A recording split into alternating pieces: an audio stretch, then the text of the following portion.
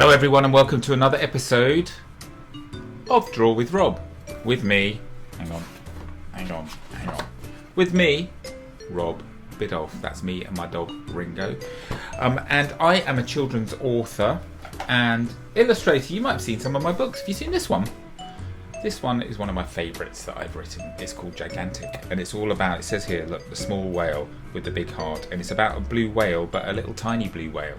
You know, blue whales are like the biggest animals on earth. Well, this little chap is not big. He's tiny, but his name is big. He's called Gigantic, and he learns in the course of this story that actually being small is actually really great. You know, it's not about how big you are anyway, is it? It's about the size of your heart. So that's a fun one to check out. Maybe you have seen my chapter books, my Peanut Jones books. Well, I've got news for you. I have a brand new series that has come out. In fact, off you go, Peanut. I do love Peanut, don't get me wrong. But I'm very excited about this at the moment. This is The Last Wolf, the first book in my Moonhaven Chronicles series, which is a little bit of a werewolfy story. It's set in a world where werewolves are real. And there is a worldwide curfew every single full moon. Nobody is allowed out on full moon. But these kids here, they sneak out on full moon with their moon cloaks. But then when there's a werewolf attack one night, they become the chief suspects because they are seen out and about. And then it becomes a bit of a chase book, this one. And there's all sorts of mysteries to solve. And I'm really, really proud of it. Look, lots of very cool authors have said very nice things about this book. And I have done. This is good, isn't it? This is the independent bookshop edition. It's got special sprayed orange edges. That's pretty cool, isn't it? Jax and Jodie, they are the stars of the story. But you can see, look, I have done lots and lots and lots. I'm going to show you something. I shouldn't show you this, slight spoiler, but it's quite cool. I like drawing this. Bit of a werewolf transformation from wolf to man. So there's lots of cool things in that. It's for 8+, so it's slightly scary, but not that scary. So do check that one out. But we are here today. Where's my piece of paper? We are here today to do a drawing together, as per usual. And today we are going to be drawing. Do you remember that book I showed you right at the beginning? Draw with Rob, Amazing Animals. We are going to be drawing an amazing animal today. Hang on. If I go to this page here, look, I will tell you the animal we're drawing is somewhere on this page. Where is it? There it is, little rhino next to the zebra down there. We are going to draw a rhinoceros today. And I have drawn this rhinoceros at some of my live events, so I really love drawing this particular character. And it's a nice, easy one, and really, really, really fun one to do.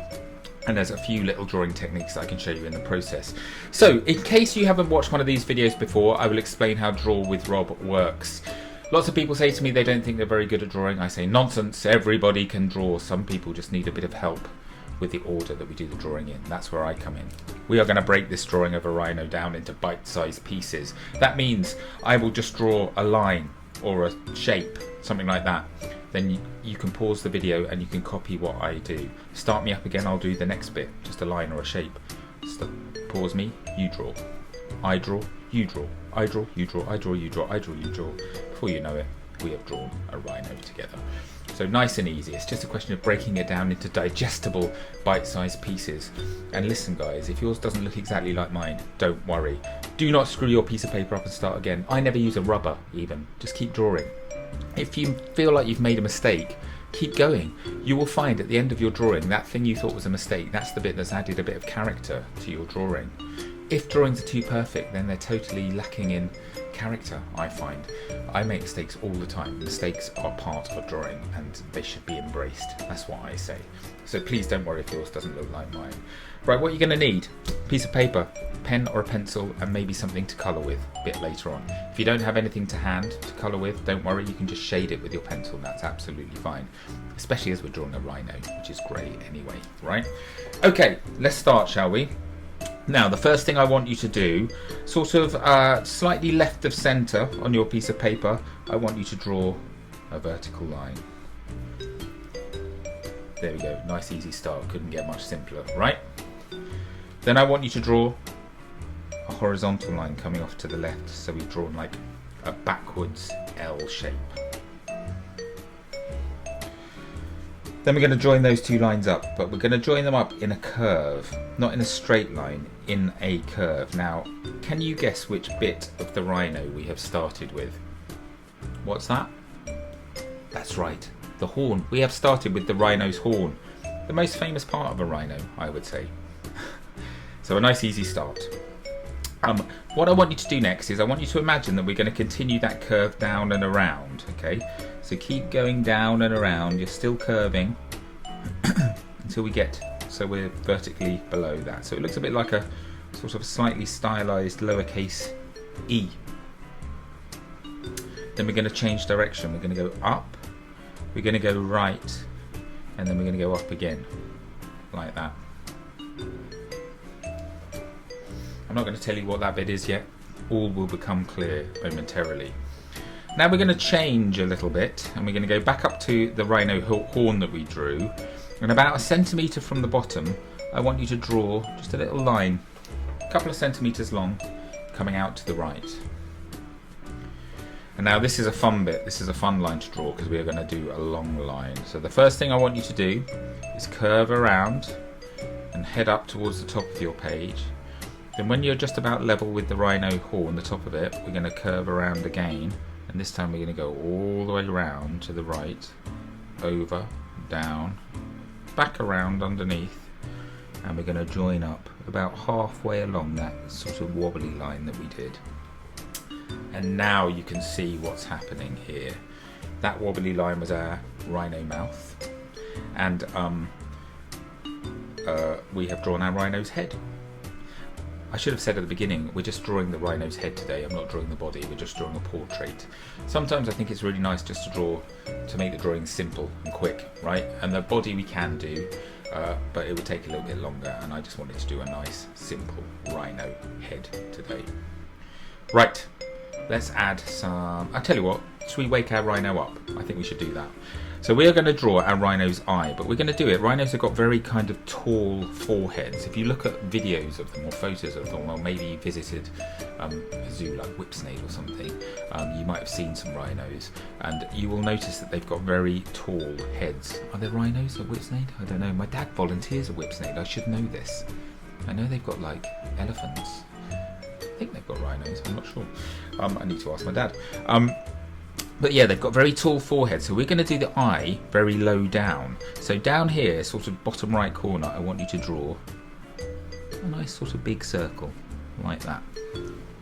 That's going to be our rhino's eye. But we are going to draw a horizontal line going straight across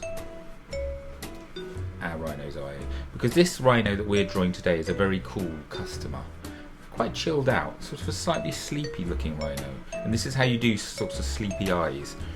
You draw a line across and it's sort of like, it looks a bit like the lid is halfway down, and then if we draw like a semicircle, I'm drawing this slightly right of centre, and I'm going to colour it in, and you will see it's like an eye peeping out from below an eyelid. It looks just very cool, calm and casual. And the reason I did that slightly right of centre is because when you're drawing, I've said this before in lots of my videos, if your animal is facing one way, so our rhino is facing to the left, right, and you want them to be looking straight at us, if you did it in the middle, it wouldn't quite look like they were looking at us. They'd be looking slightly over our left shoulder. So if you do it slightly to the right, it means they're looking directly at you. I don't really know why that is, but all I do know is that it just works. So there we go. Nice. What else can I do now? Okay, let's do some ears. So our first ear we're going to do here. So sort of sticking out to the right, I want you to draw a leaf shape, like that. Nice and easy, isn't it?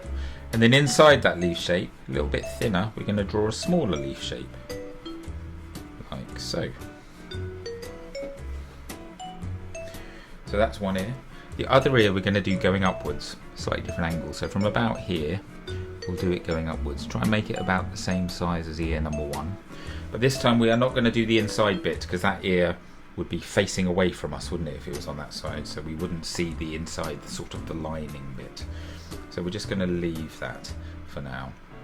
Oh, our rhino could probably do with a nostril so that he or she can breathe. So let's do a little circle down here, like that we colour in. Now I always draw nostrils. Fans of my videos will know that I have a style for nostrils. I always do a little circle and then I do like a swirly whirly bit coming out like that. I don't know why I do that, but that is always that's just how I've always drawn nostrils. Crazy, right? Okay, I'm gonna go into super speed mode now, and I'm gonna do a little bit of colouring. I have got a few more bits to add, but as per usual, I like to add those after I've done the colouring, because, okay, I'll tell you what, we're going to add an eyebrow and a little bit of texture, some like wrinkles and some bags under the eyes, that sort of thing. But I want to do the colouring first so I can draw on top of them. I probably should have done the same thing with the nostril, to be honest. I forgot, but never mind, not to worry. I'm going to colour in now. I will see you back here in 20 seconds and I'll talk you through what I've done. Okay, you ready? 3, 2, 1, let's go.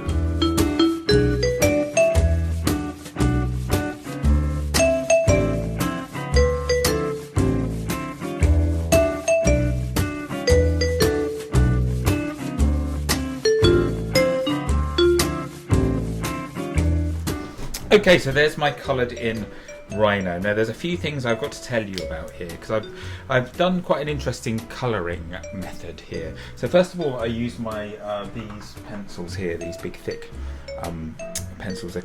They're made by a company called Stabilo. They're called Woodies, and they're for really little children, but I really like that kind of thick pencily texture. And I think for an animal like a rhino that has that kind of weathered leathery skin, it works really well because it just helps to add the right sort of texture to your rhino. Did you know rhinos are like the second biggest land mammal? I think, but just behind the elephant. That's it. Apart from that, they are the biggest. And they're super fast. You never would have known that, right? They can run 30 or 40 miles an hour, something like that. And that's amazing, seeing as they're like nearly 2 meters tall and weigh 2,500 kilograms. That is pretty impressive, isn't it? But so yeah, they have this really leathery sort of texture on their skin. And so what I've done the rough pencil, and then I've added this. This is a technique that lots of illustrators, and particularly cartoonists, use. They sort of do this sort of hash shading with groups of like 3 or 4 lines, all at different angles. Can you see I've done that? And my rhino is grey, but I've used blues just to make the darker area, just to add a bit more colour. Because very rarely do you look at something and it is just one colour. In fact, never in real life. Colours are made up of all sorts of different colours, and there's lots of blues and greys in there in the rhino. So that's what I've done here. But I've used this kind of hash technique just to add a little bit more texture to my rhino, which I think is really effective. And then on the rhino horn, now rhino horns are made of keratin. Do you know that? Which is the stuff that our fingernails are made of.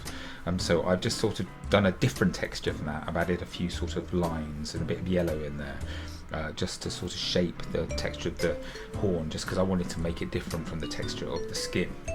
So that's what I've done, a little bit of pink in the ear there, and a nice yellow eye, which I've done a little bit of ombre type shading in there, just to add a bit of nice detail. Now, speaking of detail, we need to add the last couple of touches that I mentioned beforehand. So first of all, what I want you to do is add just a few lines to the forehead like that. I like to overlap them a little bit. It's just a little stylistic thing.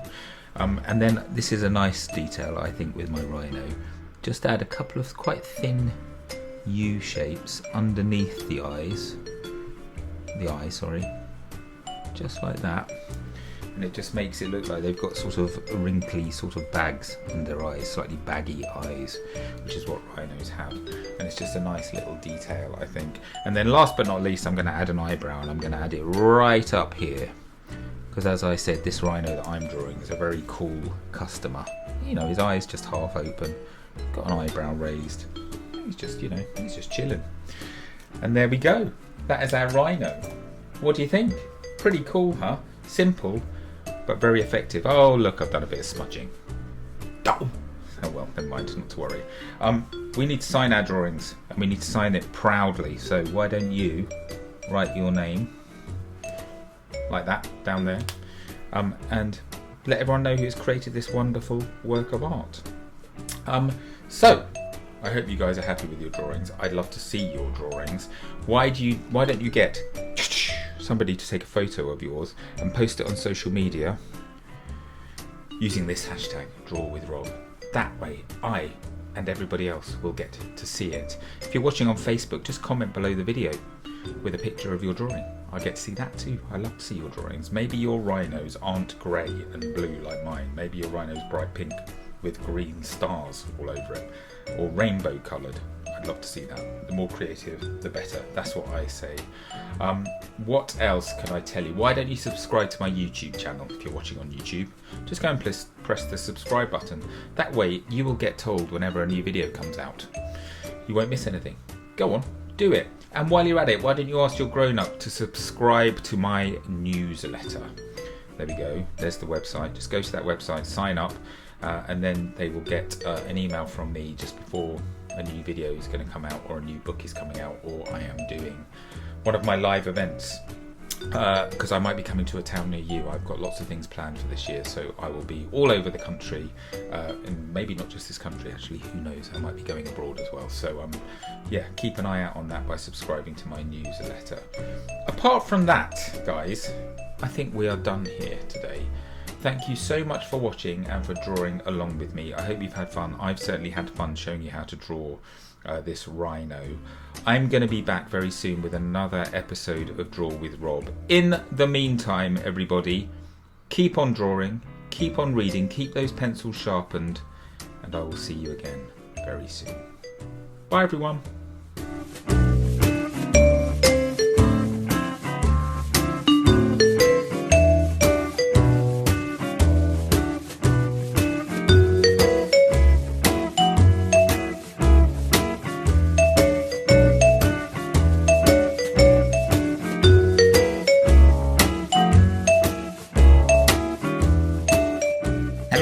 It's Rob here, and I'm just popping up at the end of your video to tell you about this, the brand new Draw with Rob activity book. And this is a very, very tasty one because it's called Fantastic Food, and it's absolutely jam-packed full of deliciously cute characters.